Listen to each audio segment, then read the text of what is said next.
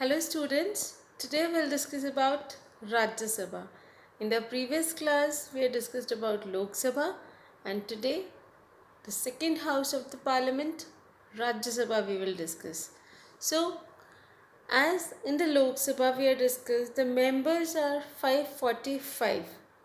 Now if we talk about Rajya Sabha, the members consist of 250 members, out of which 238 are elected.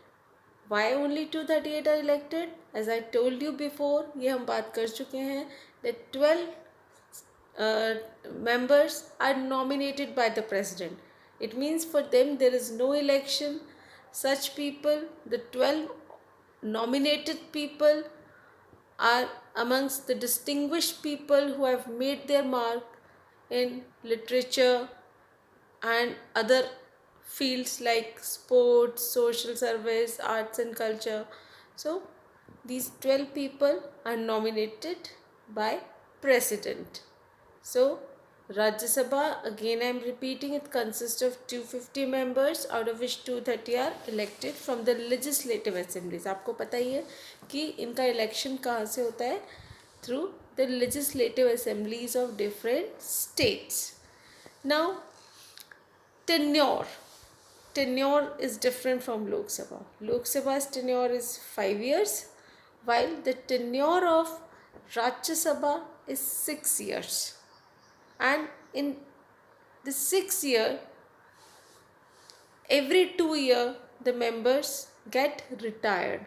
It means कि ये एक permanent house है जिसमें कभी ऐसा नहीं होता कि सारे मेंबर्स एक साथ रिटायर होते हों. ये प्रोसीजर चलता रहता है कि जो 1/3 जो मेंबर्स हैं वो एवरी 2 ईयर रिटायर होते रहते हैं और फ्रेश इलेक्शन होते रहते हैं. So this Rajya Sabha never gets vacant. कभी भी बीच में कोई ऐसा फेज़ नहीं आता, कोई ऐसा पीरियड नहीं आता जब ये वेकेंट हो. जैसे लोकसभा फॉर एग्जांपल कि टेन्योर कंप्लीट होता है और न्यू फ्रेश इलेक्शंस होते हैं, बट उसमें जैसे ही फ्रेश इलेक्शन होगा पूरे सारे मेंबर्स चेंज हो जाएंगे. बट राज्यसभा के केस में वो नहीं है. राज्यसभा में पूरे ईयर इसकी मेंबरशिप चलती रहती है और नए से नए आते रहते हैं. तो 1/3 रिटायरमेंट होते हैं. फॉर एग्ज़ाम्पल जैसे ये इसका मेंबर्स सेलेक्ट हुए, 1/3 2 ईयर्स में रिटायर होंगे, फिर नेक्स्ट आ जाएंगे, फिर बाकी एक गैप के बाद फिर 1/3 रिटायर होंगे. तो ये प्रोसीजर चलता रहता है. Now qualification of Rajya Sabha, that person must be the citizen of India.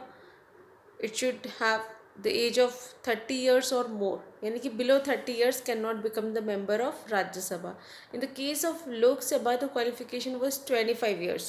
So minimum age was 25 years और राज्य सभा में minimum age is 30 years. Now that person should not be lunatic or bankrupt.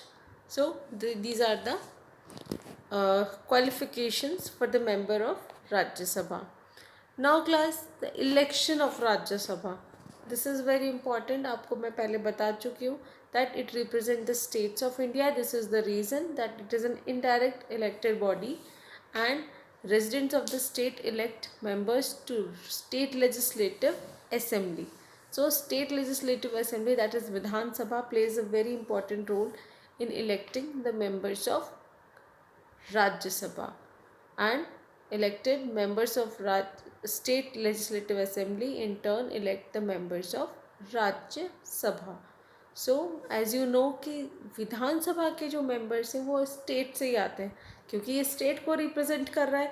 So this is the reason कि because it is representing the state, तो उनको ये opportunity मिलनी चाहिए कि वो राज्यसभा मेंबर्स को सिलेक्ट करें. तो इनडायरेक्टली वो स्टेट के मेंबर्स ही होंगे जो कि राज्यसभा में रिप्रेजेंट करेंगे.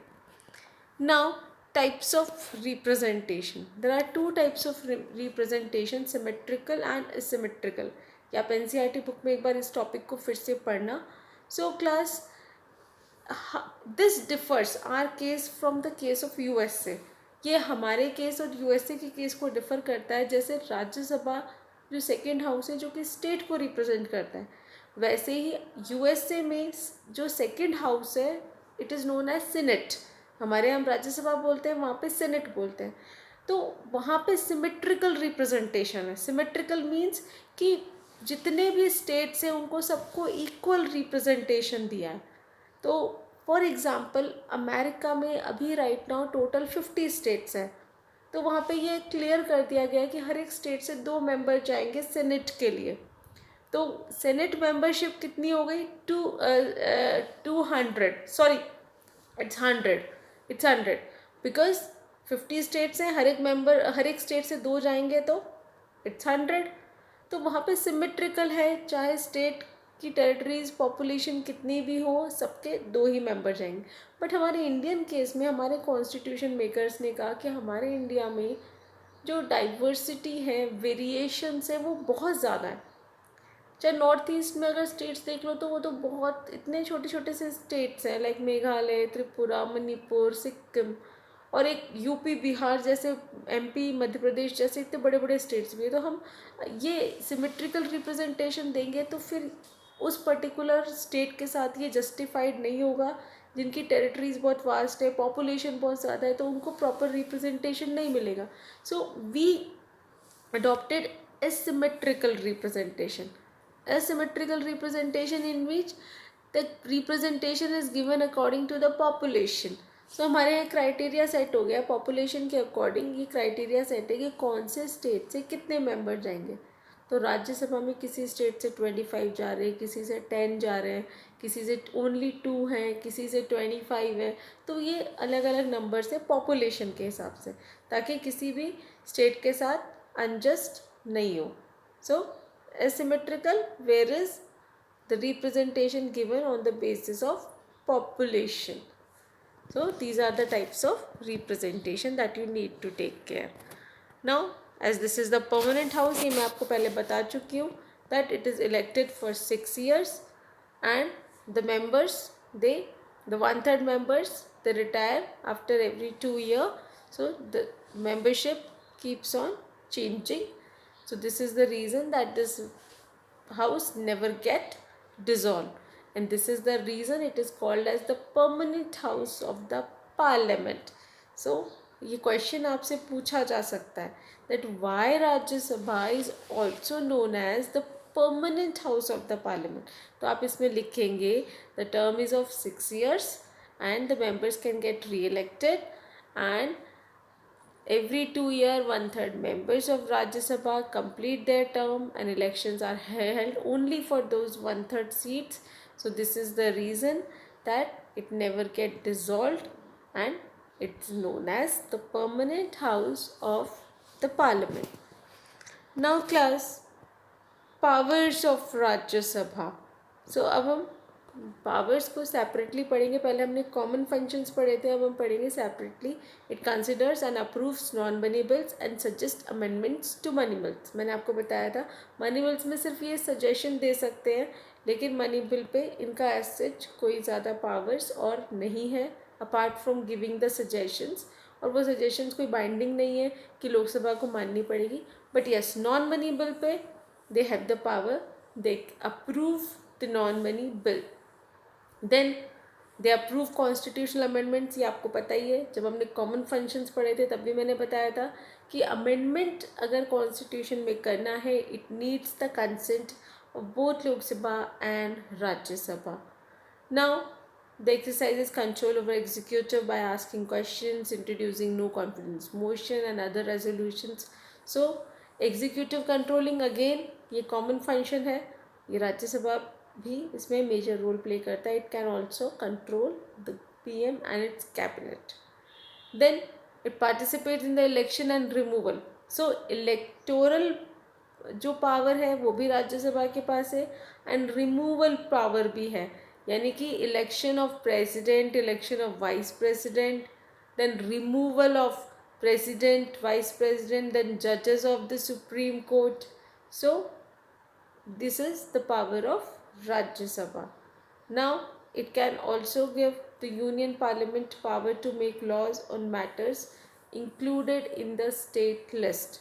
एक स्पेशल पावर इसके पास है कि अगर स्टेट लिस्ट में अगर कोई ऐसा मैटर है जिस पे यूनियन गवर्नमेंट अगर बनाना चाहती है लॉ, तो it has to take the consent of Rajya Sabha. अगर राज्यसभा ने ये कह दिया कि स्टेट लिस्ट पर सेंट्रल गवर्नमेंट बना सकती है लॉ, सेंट्रल गवर्नमेंट की पार्लियामेंट अप्रूव कर सकती है, तो फिर वो राज्यसभा की मेजॉरिटी से पास हो सकता है. तो it's the power of Rajya Sabha to decide that any law could be made which is in the state list. So state list का सब्जेक्ट ट्रांसफ़र कर सकती है Rajya Sabha in the list of union, central के लिस्ट में. So this is a special power of Rajya Sabha. So Rajya Sabha की ये जो power है ये हम स्पेशल पावर में कंसिडर करते हैं. आप इस पावर को हम अलग से भी पढ़ेंगे.